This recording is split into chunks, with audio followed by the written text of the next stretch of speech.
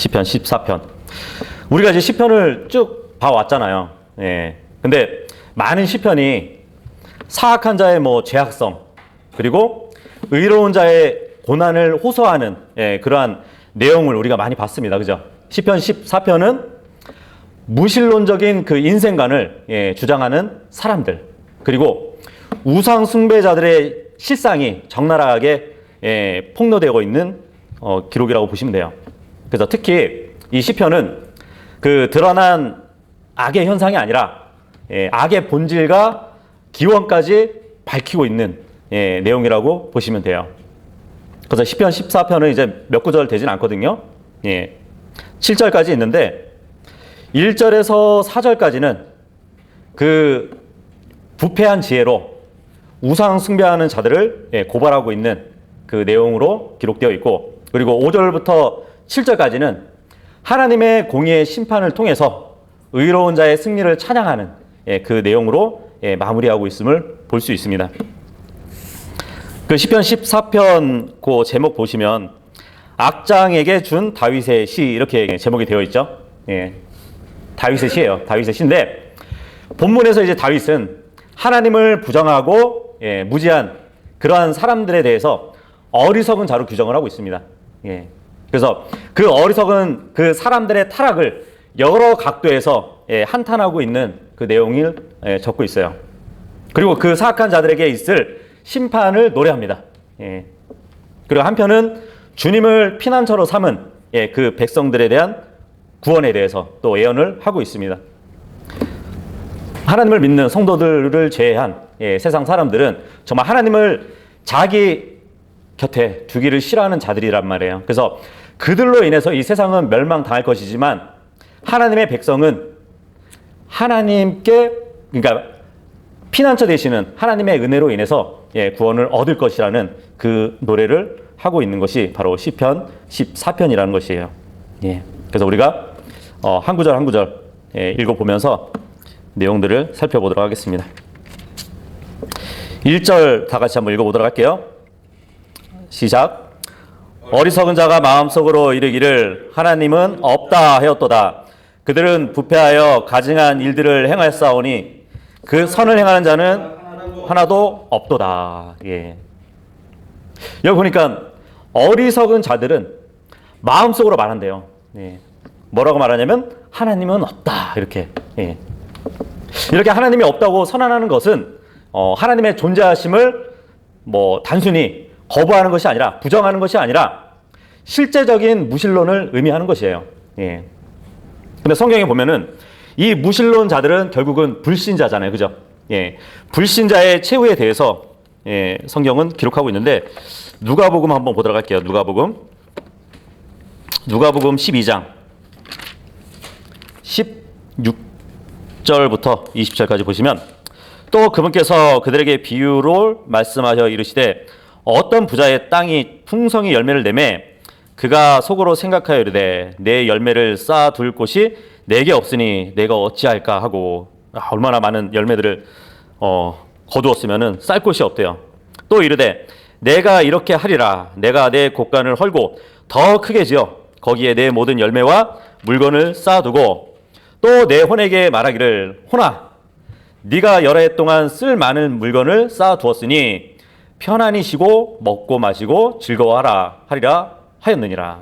무신론자가 이러한 생각을 갖고 있단 말이에요.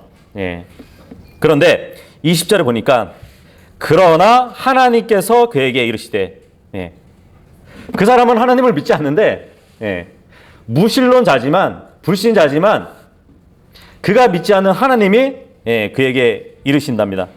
너 어리석은 자야. 이 밤에 내가 네 혼을 내게 요구하리니 그러면 네가 예비한 그것들이 누구의 것이 되겠느냐 하셨으니. 그죠? 여기 보니까 20절에 보니까 너 어리석은 자야 그러죠. 하나님이 없다. 하나님을 불신하는 사람은 어리석은 자라고 시편 14편에 말씀하셨잖아요. 그러한 어리석은 자의 최후가 바로 이것이에요. 물질적인 것은 많이 쌓아뒀지만 결국은 자기 혼을 구원하지 못하는 그러한 어리석은 자를 성경에 말씀하고 있는 것입니다. 유실론자들은 어리석은 자가 아닌가?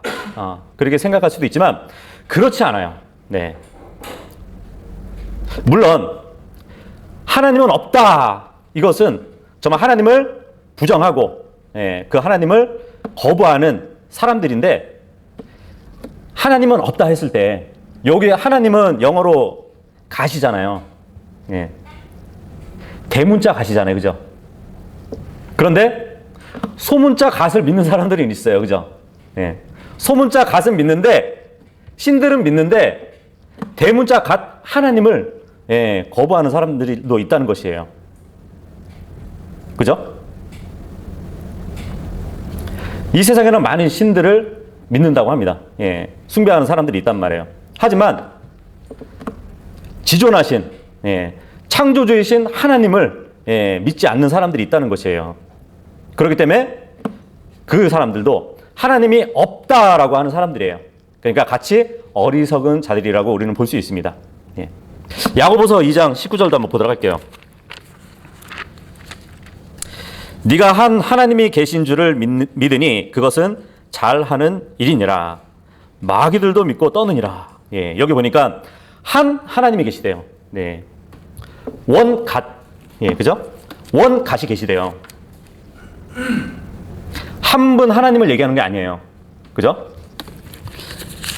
한 하나님은 마귀들도 믿고 떤다고 합니다. 그렇다면 한 하나님은 어떤 하나님을 얘기할까요? 요한일서 5장 7절로 가시면,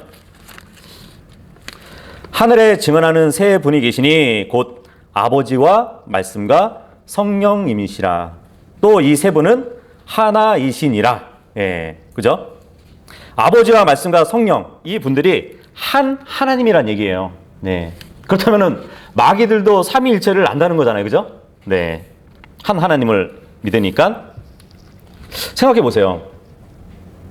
하나님의 교회, 여호와 증인, 신천지들, 요 부류에 있는 사람들은 삼위일체 하나님을 믿지 않아요. 세 분이 한 하나님이신 분을 믿지 않는단 말이에요. 그렇다면은 이 사람들도 결국 어리석은 자들이에요. 하나님은 없다 하는 사람들이란 말이에요. 그죠? 하나님의 교회, 신천지, 여호와 증인들은 자신들이 믿고 싶어하는 신을 믿을 뿐이에요.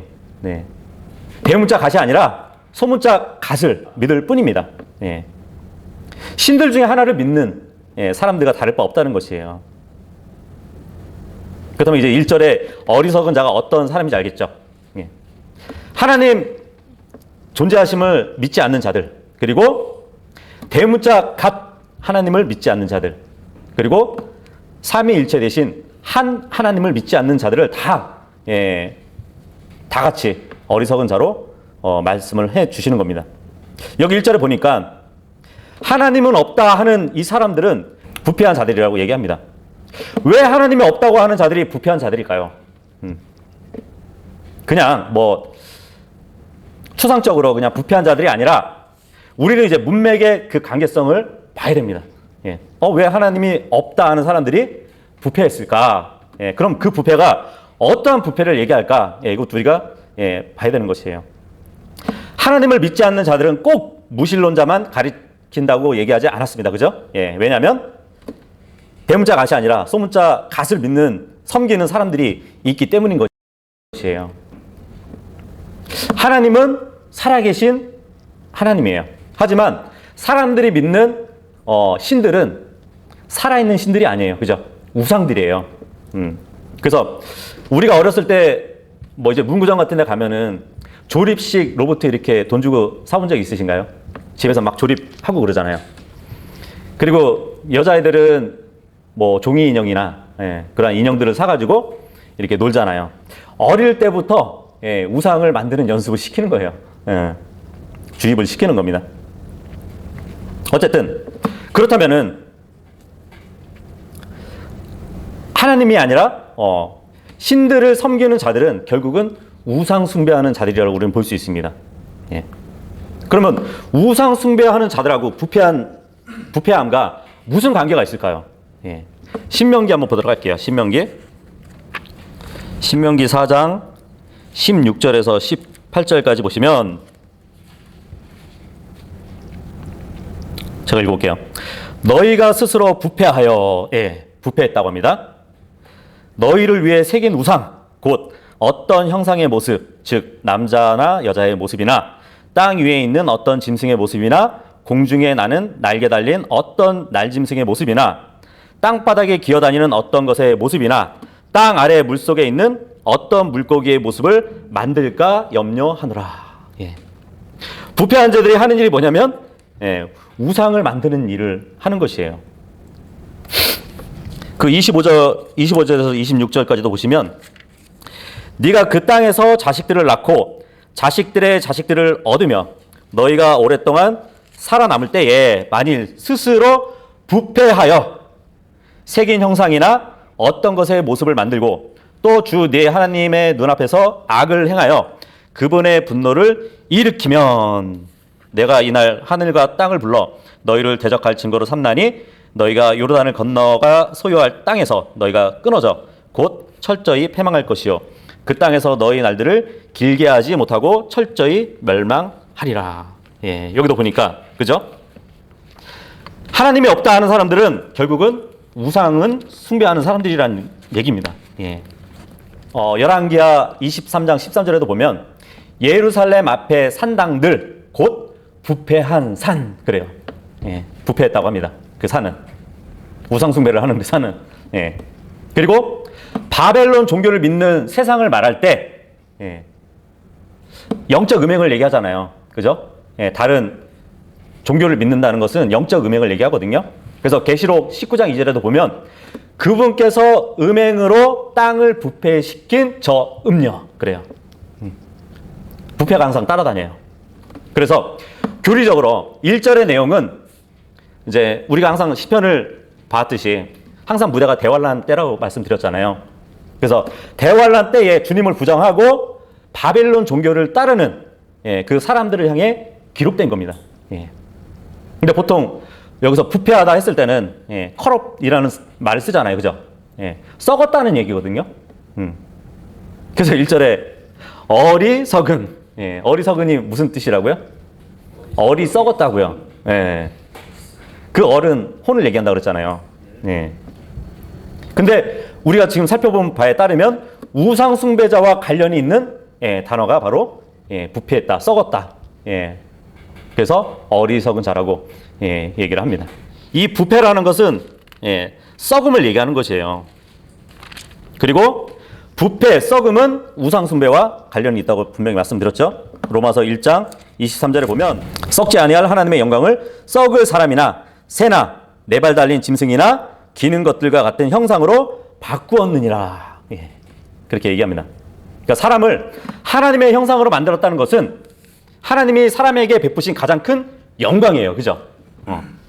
그런데 하나님을 사람의 형상으로 만드는 것은 사람이 하나님께 행하는 가장 치욕적인, 예, 일일 것입니다.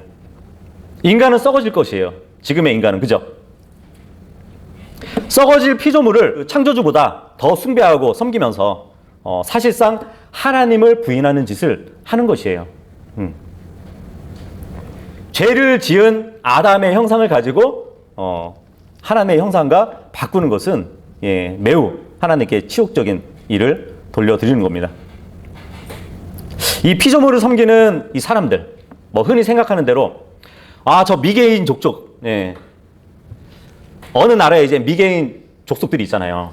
예, 막 지금 문명된 사회하고 이렇게 떨어져 사는, 예, 그러한 사람들만 생각할 수도 있는데 오히려 피조물을 섬기는 사람들은 굉장히 세련된 사람들이에요.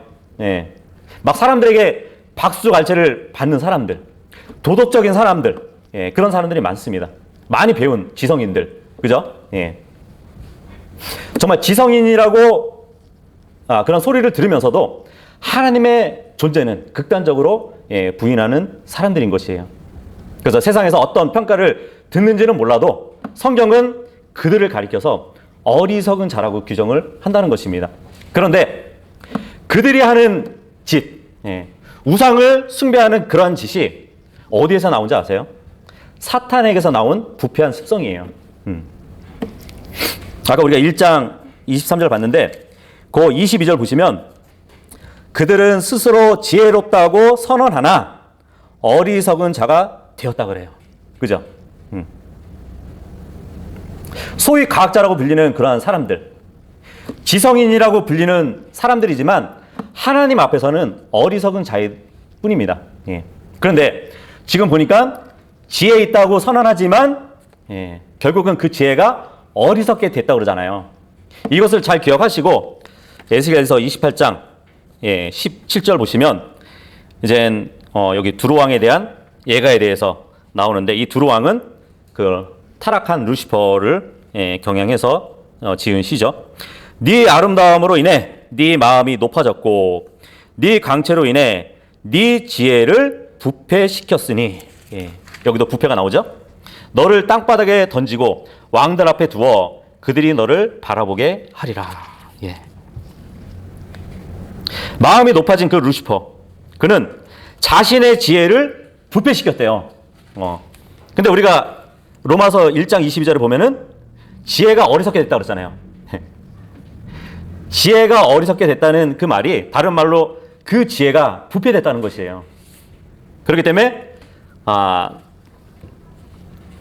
그 우상을 숭배하는 그러한 사람들은 이렇게 지혜가 어리석게 된 사람들이고, 그것은 어디서 나왔냐면 바로 루시퍼의 부패된 그 지혜에서, 그 습성에서 나왔다고 보시면 됩니다. 그래서 주님을 두려워하지 않는 자는 어리석게 되는 것이에요. 잠언서 9장 10절에 보면 주를 두려워하는 것이 지혜의 시작이라고 그랬잖아요. 그죠? 네. 하지만 루시퍼는 자신이 너무 높아져가지고 주님을 두려워하지 않고 오히려 하나님의 보좌를 찬탈하려고 했던 그룹이었잖아요. 그죠? 그런 계획을 가졌단 말이에요. 이 루시퍼는 자기 스스로가 우상이 된 것이에요. 그래서 그 지혜가 부패됐다는 것은 자기 스스로가 우상이 됐다는 것입니다. 근데 그게 사람들에게 와서 우상 숭배를 하는 그 사람들의 지혜가 부패된 것이에요. 어리석게 된 것이에요. 거기서 다 나왔다는 것이죠. 그리고 다시 시편 14편으로 가서 하나님이 없다 하는 사람들은 부패했다고 하는데 또 가증한 일을 행했대요. 성경에 가증한 일을 행했다는 말씀들은 많이 있습니다. 하지만 이 문맥에서 가증한 일이 무엇일까? 그것을 우리가 또 찾아봐야 되는 것이에요. 가증한 일 보니까 어범비네물 웍스 이렇게 돼 있네요. 그죠? 그래서 시편 14편 문맥에서 하나님이 없다고 하는 그 부패된 자들, 그러한 부패가 우상 숭배와 관련이 있다면 당연히 이 가증한 일은 무엇일까요? 우상 숭배하는 짓을 얘기하는 것이에요. 베드로전서 4장 3절로 한번 보도록 할게요.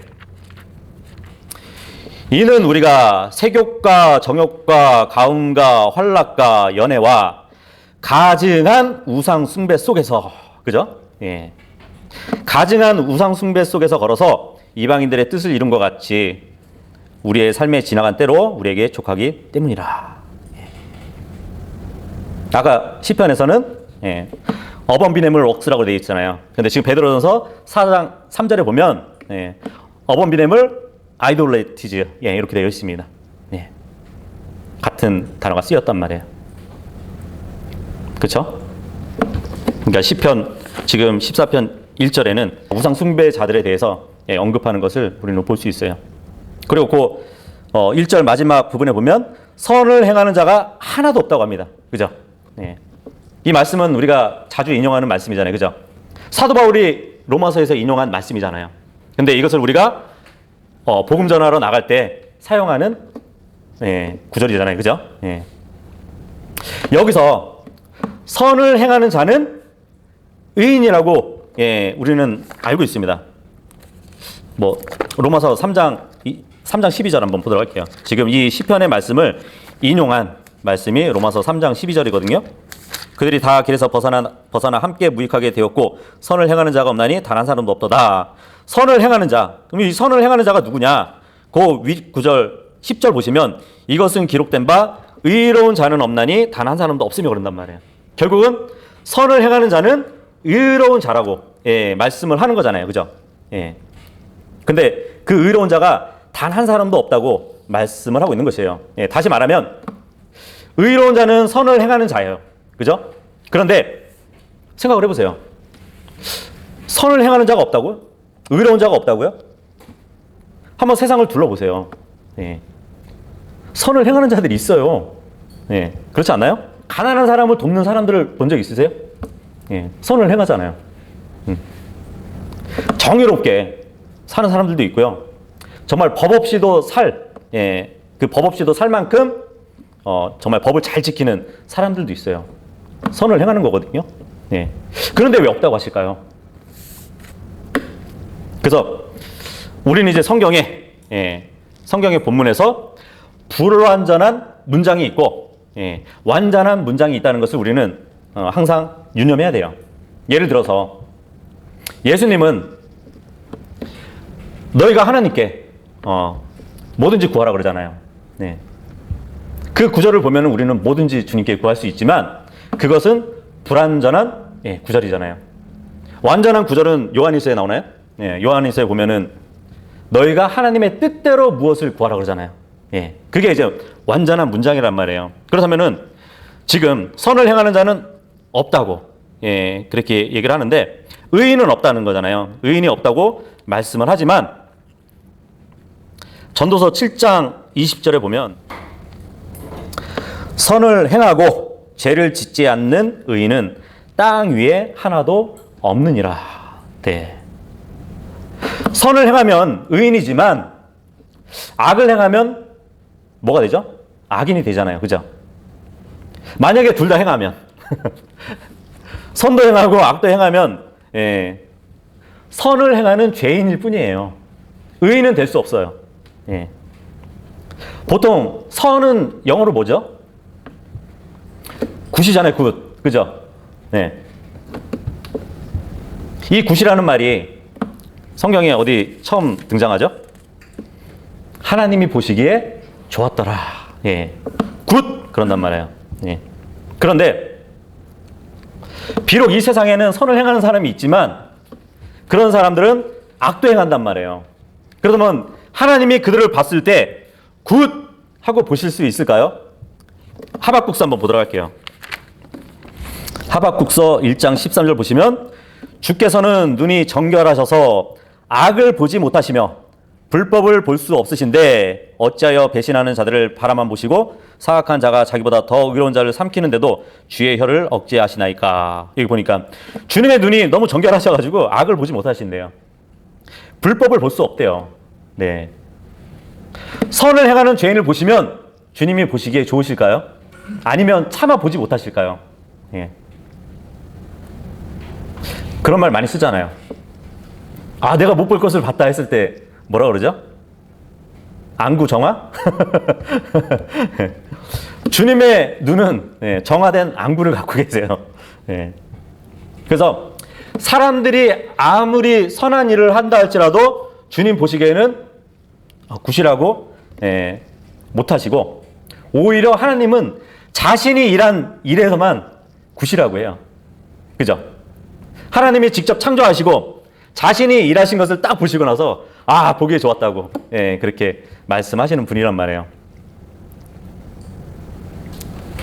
근데 우리가 지금 그 시편 14편 1편 봤을 때 이 우상 숭배자들을 얘기하다가 선을 행하는 자가 없다고 한단 말이에요. 우상 숭배자들도 선을 행할 수가 없죠.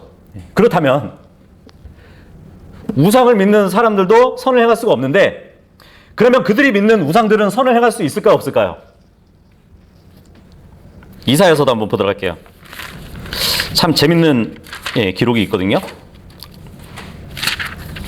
이사야서 41장 21절부터 23절까지 보시면 주께서 말씀하시느니라 너희는 소송을 제기하라. 야곱의 왕께서 말씀하시느니라 너희는 강력한 이유를 제시하라. 그들은 그것들을 제시하고 앞으로 일어난 일을 우리에게 보이며 이전 일들이 어땠는지 보일지니라. 그러면 우리가 그것들을 깊이 생각하고 그것들의 마지막 끝을 알리라. 또는 앞으로 있을 일들의 일들을 우리에게 밝히 보이라. 예. 우상들에게 과거 역사에 대해서 얘기해 보라고. 그리고 앞으로 있을 예언에 대해서 한번 얘기해 보라고 얘기하고 있어요. 23절에 보면 너희는 이후에 일어난 일들을 보여줌으로써 너희가 신들인 줄을 우리가 알게 하라. 참으로 선을 행하든지 악을 행하든지 하라. 그러면 우리가 놀라서 그것을 함께 바라보리라. 예. 예언을 한번 해보래요. 아니면 선을 행하든지 악을 행하든지 하래요. 그러면 우리가 놀라 자빠지겠다고 하나님이 지금 어떻게 보면 비꼬시는 거죠, 그죠? 주님도 빈정되시는 분이에요. 그래서 주님은 지금 우상 숭배자들에게 요구하는 게 뭐냐면 너희 우상 숭배자들은 소송을 한번 해봐라. 너희 우상들이 신이면서 또 경배할 만한 가치가 있는지 그것을 사실을 증명해 보라고. 확실한 증거를 보이라고 지금 말씀하시는 거예요. 하지만 그 우상들이 대답할 수 있었을까요? 답은 선을 행하는 우상은 없도다. 단 한 우상도 없도다. 우리는 그렇게 봐야 됩니다. 자신들이 믿는 우상들도 선을 행하지 못하거늘, 그죠? 우상 숭배자들은 더욱더 선을 행할 수 없겠죠.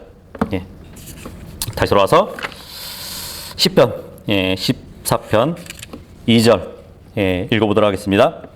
시작. 주께서 깨닫고 하나님을 찾는 자가 있는지 보시려고 하늘에서부터 사람들의 아이들을 내려다 보셨는데, 하늘에서 주님이 내려다 보시는데 무엇을 보셨을까요? 지금 주님은 깨달은 자나 하나님을 찾는 자가 있는지 하늘에서 보고 계셨대요. 근데 결국은 어떻게 됐을까요? 퀴즈. 로마서 3장 11절에 나와요. 그 답이. 깨닫는 자도 없고 하나님을 찾는 자도 없으며. 창세기 6장 12절에 보면 주님은 깨달은 자나 하나님을 찾는 자가 있는지 보시려고 땅을 보았더니 땅 위에서는 모든 육체가 그분의 길을 부패시켰음을 보았을 뿐이었습니다. 그리고 창세기 11장 5절에 보면 주님께서 깨달은 자가 있는지 하나님을 찾는 자가 있는지 보시려고 하늘에서 사람들이 세우는 도시의 그 탑을 보시려고 내려오셨지만 오히려 사람들은 다들 하나가 돼가지고 하늘까지 닿는 그 탑을 높여가지고 자기들의 이름을 내려고 했던 그러한 사람들을 보았을 뿐이에요. 그리고 창세기 19장 24절에 보면 주님께서 유황불로 소돔과 고모라를 멸하시기 전에 깨달은 자가 있는지 하나님을 찾는 의인이 10명이 있는지 바라보셨지만 여전히 음행을 저지르면서 악한 자들만 보았을 뿐이었습니다. 왜 세상에는 깨닫는 자도 없고 하나님을 찾는 자도 없을까요? 그것은 모두 죄인으로 태어났기 때문이에요. 모두 죄인으로 태어났기 때문에 사람들의 마음에서 상상하는 바가 어릴 때부터 악하기 때문이에요. 그래서 하나님을 찾는 자가 없는 것입니다. 보통 사람들은 무신론자 하면은 그들의 삶 속에서 정말 행동과 말로 철저히 하나님을 부정하는 태도를 가진 자들이라고 묘사를 하기도 합니다. 하지만 그렇게 보일 뿐이에요. 하나님을 찾는 자가 없습니다. 하지만 하나님이 존재하심은 그들의 양심은 알고 있어요. 자꾸 이제 우리가 로마서로 왔다 갔다 하는데 로마서 1장 21절 보시면 그들이 하나님을 알면서도 하나님으로서 그분이 받으실 영광을 그분께 돌리지 아니하고 감사하지도 아니하고 오히려 자기들의 상상 속에서 허망해졌고 그들의 어리석은 마음이 어두워졌나니 이렇게 말씀합니다. 모든 사람은 하나님을 두기 싫어하기 때문에 자기들의 마음 속에 하나님을 두기 싫어하기 때문에 하나님의 존재는 양심으로는 알고 있어요. 하지만 주님을 거부한다는 것이에요. 다 하나님을 인지하고 있지만 세상의 창조물을 봐도 그죠? 창조주가 계심을 알 수 있단 말이에요. 하지만 그분을 찾지 않고 스스로 거부하고 있을 뿐입니다. 그래서 우리가 그 시편 14편 1절에서 봤듯이 어리석은 자가 입으로 말하기를 그러나요? 아니죠. 어리석은 자는 마음속으로 이르기를 하나님이 없다라고 한대요. 하나님을 부정하려고 하는 자기 체면을 얘기하는 것이에요. 예. 다른 상대방에게 하나님은 없습니다 이렇게 말로 할 수도 있지만 그렇게 하면 양심이 찔리게 되는 것이에요. 양심이 찔리기 때문에 마음속으로 자기 마음속으로 하나님은 없다. 예, 그러는 것이거든요. 돌아와서 3절 읽도록 하겠습니다. 3절 시작. 그들이 다 치우쳐서 다 함께 더럽게 되었고 선을 행하는 자가 없나니 단 한 사람도 없도다. 예. 다윗은 이 시를 쓰면서 계속해서 한탄하고 있어요. 예. 하나님께서 인생들을 살펴봤지만 세상 사람들이 다 치우쳐져 가지고 더러운 자가 되었다고 합니다. 그래서 선을 행하는 자가 하나도 없다고 기록을 하고 있어요. 하나님께서는 유대인뿐만 아니라 온 세계의 인류들을 다 살펴보니까 인간들은 모두 죄인들이라고 선언을 하셨어요. 그래서 이것을 사도 바울이 인용하면서 모든 사람이 죄를 범한 죄인이라고 로마서 3장 10절하고 23절에 인용해서 기록했습니다. 실제로 오늘날 세상을 보아도 이 세상에는 악한 자들이 많아요. 그죠? 하나님을 부인하는 무신론자들, 그리고 하나님을 대적하는 이교적이면서 반기독교적인 사상을 가진 그러한 사람들이 각 도처에 있단 말이에요. 다 치우쳐 있대요. 치우쳐서 더러워졌다는 것은 쉽게 얘기하면 도덕적인 타락을 의미하는 단어예요. 근데 여기 치우치다, gone aside라고 되어 있거든요. 단순히 그냥 치우친 것이 아니라 벗어났다는 것을 얘기하는 거예요. 벗어났다. 죄라는 그리스어 단어가 하마르티아인데 그 뜻의 그 의미가 뭐가 있냐면 관역을 벗어나다 아니면 관역을 맞추지 못하다 이런 뜻을 갖고 있단 말이에요. 근데 지금 치우쳐서 더러워졌다는 것은 이 치우치다는 gone aside는 아예 벗어났다는 것을 얘기하거든요. 그래서 로마서 3장 23절에 뭐라고 말씀하시죠? 모든 사람이 범죄하여서 하나님의 영광에 이르지 못했다 그래요. 네. 그리스어 하마르티아, 관역을 벗어나다. 그리고 관역을 맞추지 못하다. 하나님의 영광이 관역이라면 그 영광에 이르지도 못한 것이에요. 다시 말해서 치우쳐서 더러워졌다는 것은 곧 죄인은 더럽다는 말이에요. 그러니까 성경이 가르쳐주는 그 인류에 대한 유일한 희망은 개개인이 구원의 주님께 돌아가는 길밖에 없습니다. 그래서 교리적으로 본문에 치우쳐서 더러워진 자들, 이들은 죄로 더러워진 자들을 얘기한단 말이에요. 환란 때의 우상 숭배자들을 지금 가리켜서 말씀하고 있습니다. 앞으로 환란 때가 되면은 바벨론 종교를 따랐던 유대인들도 있을 것으로 보여져요. 근데 그들이 나중에 회개하고 천년왕국에 들어가서 몸을 정결케 해야 할 일도 있을 겁니다. 치우쳐서 더러워진 자들, 이것은 죄로 인해서 더러워진 자들이라고 말씀을 드렸죠. 그 말씀을 기억하시면서 스가랴서 13장 1절 2절 한번 보도록 할게요. 그날에 예수님이 재림하시고 천년왕국 때 죄와 더러움을 씻기 위한 셈이 다윗 집과 예루살렘 거주민들을 위해 열리리라. 죄와 더러움. 시편에 치우쳐서 더러워진. 그런데 이들은 누구라고요? 치우쳐서 더러워진 자들은 우상 숭배자들이라고요. 그래서 2절에 보시면 군대들의 주가 말하노라. 그날에 내가 우상들의 이름을 그 땅에서 끊어 그것들이 더 이상 기억되지 못하게 하며 또한 대언자들과 부정한 영을 그 땅에서 사라지게 하리라. 지금 계속해서 시편 14편은 하나님이 없다 하는 자들은 우상 숭배자들, 그 문맥으로 계속 이어지고 있습니다. 그리고 3절에 보면 선을 행하는 자가 없나니 단 한 사람도 없도다. 1절의 말씀을 반복해서 지금 하고 있어요. 그죠? 그렇죠. 선을 행하는 자는 단 한 분 하나님밖에 없죠. 그래서 누가복음 18장 18절 거기 가면은 어떤 치리자가 이제 예수님께 오잖아요.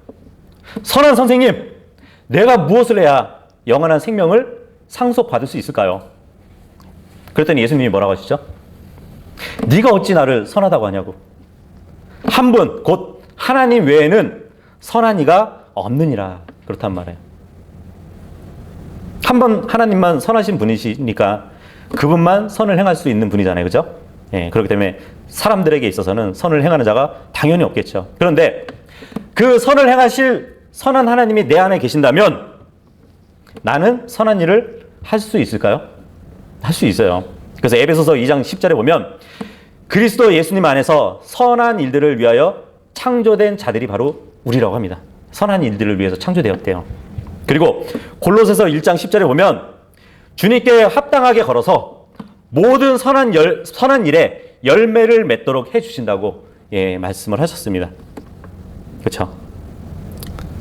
선을 행하는 자는 단 한 사람도 없지만 선을 행하시는 하나님이 내 안에 들어오시면 선을 행할 수 있다는 것이에요.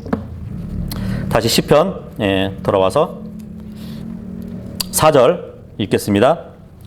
시작. 불법을 행하는 모든 자들은 지식이 없느냐? 그들이 빵 먹듯이 내 백성을 먹으면서 주를 부르지 아니하는도다. 불법을 행하는 모든 자들은 지식이 없느냐? 얘기합니다. 지식이 없죠. 이 불법을 행하는 자들은 구원받지 않는 사람들이에요. 디모데전서 2장 4절에 뭐라고 말씀하시죠? 하나님은 모든 사람이 구원받고 진리의 지식에 이르기를 원하신다고 그랬잖아요. 그죠? 일단은 진리의 지식에 이르기 위해서는 구원을 먼저 받아야 돼요. 하지만 이들은 구원받지 않은 자들이기 때문에 그들에게는 진리의 지식이 없는 것이에요. 그죠? 이 불법을 행하는 자들은 사악한 자라고 성경에 나옵니다. 잠언서 5장 22절에 보면 사악한 자는 스스로가 자기 불법들에 걸린대요. 그러면 자기들이 불법을 행하면 그들은 사악한 자라는 것이잖아요. 그죠? 그런데 우리가 지금 하나님이 없다 하는 사람들을 어리석은 자라고 말씀드렸잖아요. 그죠? 근데 그들은 불법을 행하는 자들이에요. 결국은 사악한 자라는 것이에요. 하나님은 없다 하는 사람은 사악한 자라는 얘기예요. 그 시편 앞으로 좀 넘기면 시편 4절 보시면 사악한 자는 자기 얼굴의 교만으로 인해 하나님을 찾지 아니하리니 그의 모든 생각 속에는 하나님이 없나이다. 14편에서는 어리석은 자라고 하는데 지금 시편에는 그 어리석은 자가 사악한 자라고 또 말씀을 하고 있어요. 그죠?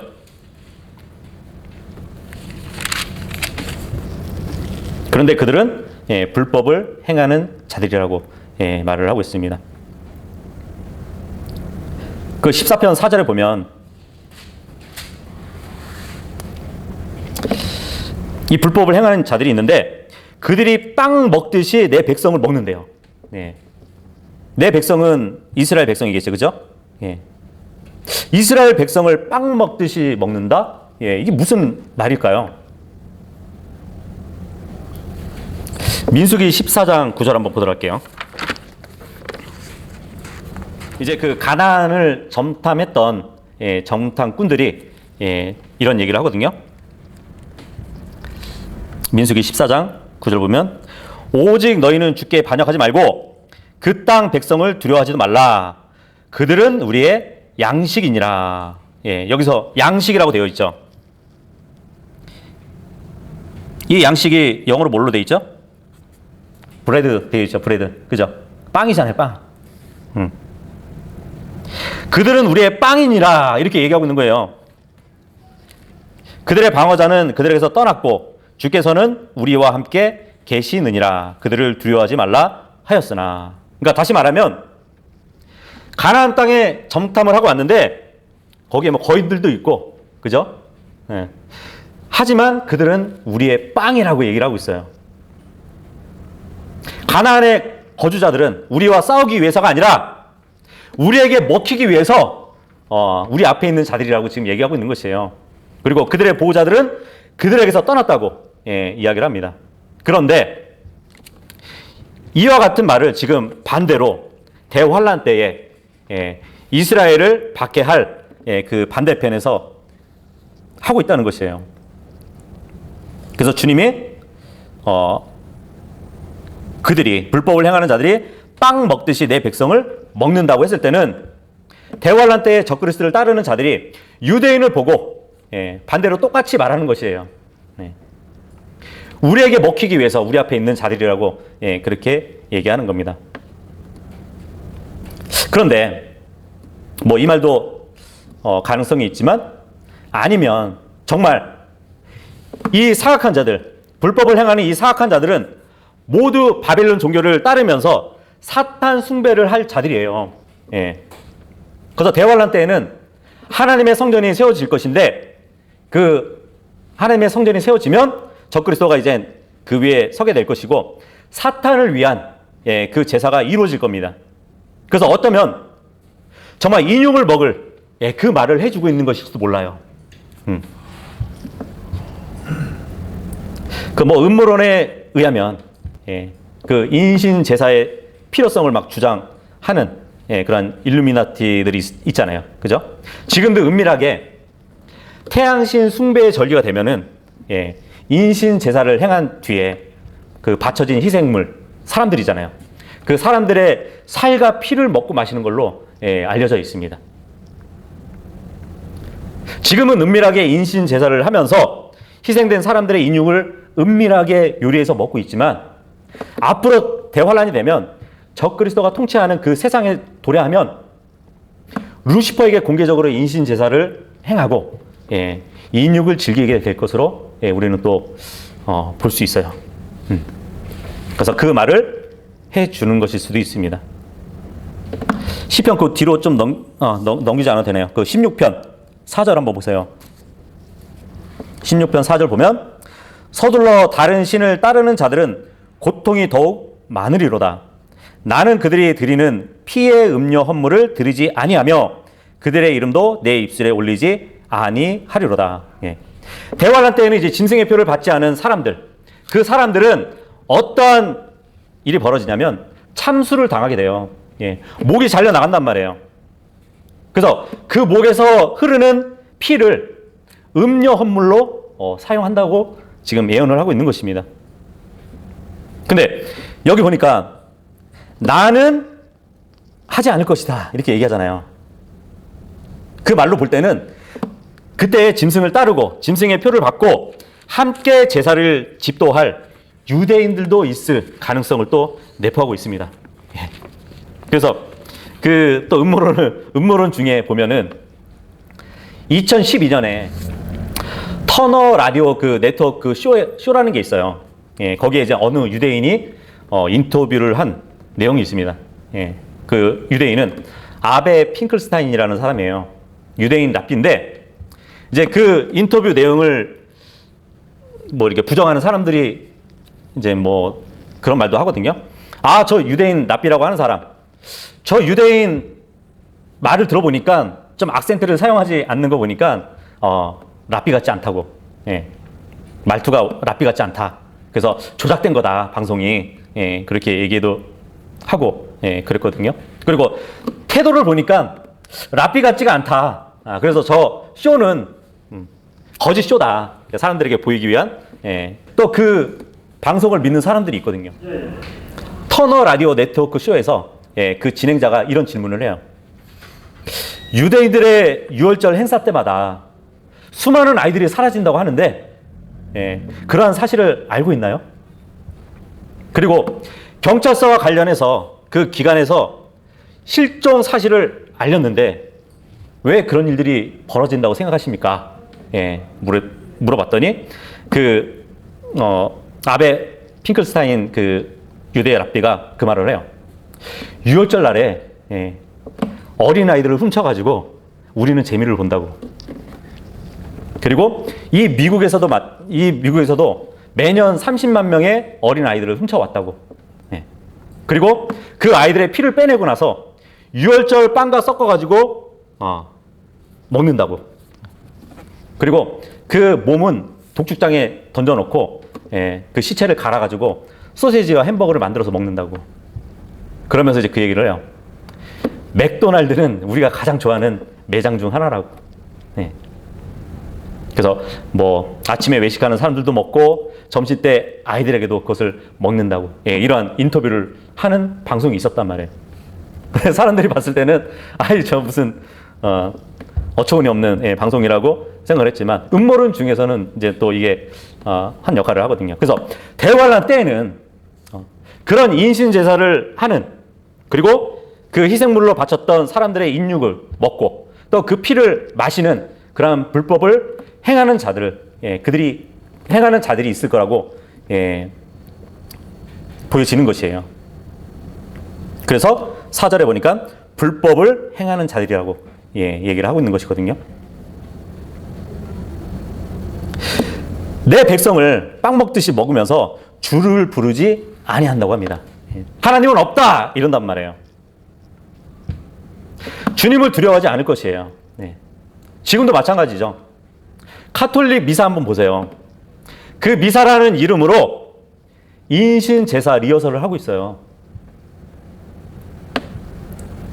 빵하고 포도즙을 두면서 화채설 있잖아요. 이 빵을 먹으면 입 안에서 정말 살이 되는 거예요. 그리고 이 포도주를 마시면 이 안에서는 정말 피가 된다고 가르친단 말이에요. 앞으로 대환란 때 있어질 그 인신 제사의 리허설을 하고 있는 것이 바로 카톨릭 교회라는 것이에요. 5절 보겠습니다. 5절 시작. 거기서 그들이 큰 두려움 가운데 있었으니 이는 하나님께서 의로운 자의 세대 안에 계시기 때문이로다. 다윗은 이 세상에 불법을 행하는 악한 자들이 있다고 선언하면서 그들에게 경고하는 말을 하고 있어요. 그것은 그들이 하나님의 계심을 두려워할 줄 알아야 한다는 것이에요.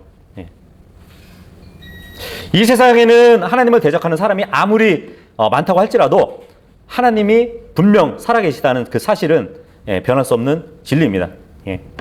하나님은 반드시 악한 자들을 심판하실 것이에요. 근데 여기 보니까 거기서 그들이 큰 두려움 가운데 있었대요. 이 말씀은 하나님의 심판 때에 이 사악한 자들이 정말 공정하고 엄정한 하나님의 심판을 두려워한다는 얘기입니다.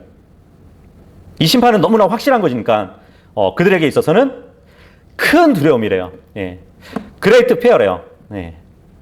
다윗은 그 사악한 자들이 심판 때에 커다란 두려움에 빠질 것을 지금 반복적으로 언급하고 있습니다. 그래서 이 세상에서 사악한 자들이 득세하면서 그들이 세상의 주도권을 잡고 있는 것처럼 보여지지만 하나님의 심판은 정말 호련하게 임해가지고 가장 확실하게 그들을 파멸시킬 것이에요. 그런데 그들이 큰 두려움 가운데 있었는데 그 이유가 바로 하나님께서 의로운 자의 세대 안에 계셨기 때문에 두려워했다고 말을 하고 있습니다. 잘 보세요. 의로운 자들의 세대들 안에 계시지 않으세요. 그죠? 의로운 자들의 세대 안에 계신다고 지금 단수로 말씀해 주고 있습니다. 여기서 의로운 자들의 세대 단수로 쓰인 것은 그 시편 뒤로 좀 넘어가면 22편 30절 한번 보세요. 22편 30절 보시면 한 씨가 그분을 섬기리니 주께서 그것을 한 세대로 여기시리라. 한 씨가 그분을 섬긴대요. 근데 주님은 그것을 한 세대로 여기신다고 합니다. 그래서 마태복음 1장 1절에 보면 그 아브라함의 자손이요, 다윗의 자손이신 예수 그리스도의 세대들에 대한 책이라 이렇게 나오지 않죠. 예수 그리스도의 세대에 대한 책이라고 이렇게 단수로 쓰인단 말이에요. 왜냐하면 한 씨, 예수 그리스도 안에 있는 한 세대가 있다고 말을 하는 것이에요. 아브라함부터, 그죠? 예수님 안에 있는 그 사람들을 쭉 나열하면서 그들이 한 세대라고 성경은 말씀하고 있습니다. 이스라엘 백성을 얘기하는 것이에요.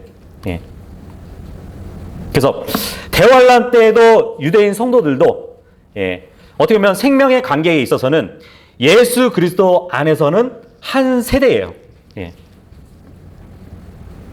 근데 그 대환란 때에 이스라엘 백성 안에 하나님이 계시는 걸 보고 이들이 두려워한다는 것이에요. 사악한 자들이 유대인들을 괴롭히고 죽이고 성전에서 사탄의 제물로 바쳤는데 그 유대인들의 하나님을 알게 된 것이에요. 그래서 그들에게 두려움이 임했다는 것입니다. 6절 읽겠습니다. 시작. 주께서 가난한 자의 피난처이심으로 너희가 그의 계획을 부끄럽게 하였도다. 주님은 환난 때에 성도들의 피난처가 되어 주실 것이에요. 짐승의 표가 없어서 가난해진 성도들이 있잖아요. 그들의 피난처가 되어 주실 겁니다. 특히 대환란 때에는 아버지 없는 자하고 가부들이 많이 있을 것이에요. 근데 이들을 가난한 자로 또한 성경에 말씀하고 있습니다.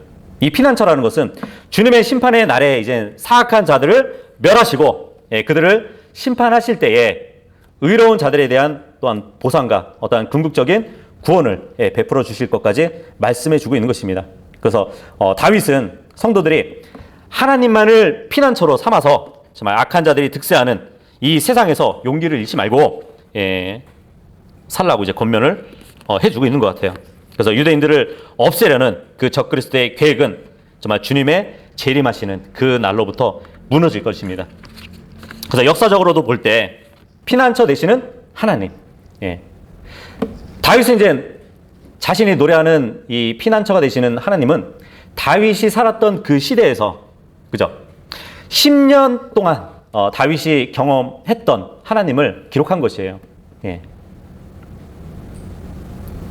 다윗은 왕으로 기름 부음을 받았어요. 그죠? 왕의 기름을 받고 나서 10대 후반부터 30세에 이제 왕위에 오르기까지 10년 동안, 그 10년이라는 세월 동안에 사울 왕에게 계속 쫓겼잖아요. 고통스러운 세월을 보냈잖아요. 그럴 때 하나님은 다윗에게 피난처가 되어 주셨어요. 그래서 그 사실을 간증하듯이 지금 다윗은 노래하고 있는 것입니다. 그래서 하나님께서는 그 백성들의 삶 속에서 늘 함께 하시는 분이심을 증명해 주셨어요. 그래서 다윗에게 피난처가 되신 그 하나님은 오늘날 우리에게도 동일하게 역사하시는 분이십니다. 그리고 앞으로 환난 때에도 유대인들에게 피난처가 되어 주실 것이에요. 7절 읽겠습니다. 시작. 오 이스라엘의 구원이 시온에서 나오기를 원하노라. 주께서 자신의 백성의 포로된 것을 되돌리실 때에 야곱이 기뻐하며 이스라엘이 즐거워하리로다. 다윗은 이스라엘의 구원이 시온에서 나오기를 원한다고 지금 노래하고 있습니다. 이 시온은 하나님의 언약궤가 있는 곳이에요. 그리고 하나님의 임재가 있는 곳이 바로 시온입니다. 그런데 여기 7절에 나온 시온은 저 하늘에 있는 시온을 얘기하는 것이에요. 그래서 하늘에 있는 시온에서 나오는 구원, 곧 예수 그리스도의 재림을 원하는 것을 지금 기록하고 있습니다. 주님께서 재림하시면 적그리스도의 포로된 이스라엘을 구출하실 것이래요.